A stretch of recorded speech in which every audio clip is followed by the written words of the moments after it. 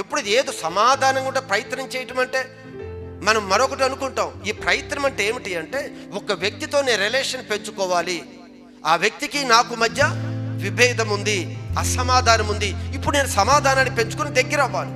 దగ్గర అవ్వటానికి ఎన్ని అవకాశాలు ఉన్నాయో అన్ని అవకాశాన్ని వాడుకో. అపవాదికి మాత్రం నువ్వు అవకాశం ఇవ్వద్దు. ఊరికే సారీ అండి అని చెప్పేశాను కదా, నాదంతా అయిపోయింది అనుకుని భ్రమపడేవారు ఉన్నారు. ఈ సారీ చెప్తే అది కుదరదు,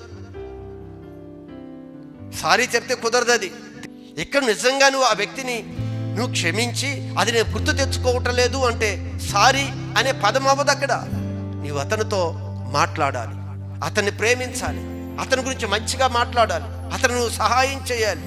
ప్రతి సమయంలో కూడా నీ మనసు ఆ వ్యక్తి చుట్టూ ఎప్పుడైతే తిరుగుతుందో ఖచ్చితంగా సమాధానకర్త అయిన దేవుడు మన సమాధానపరుస్తాడు.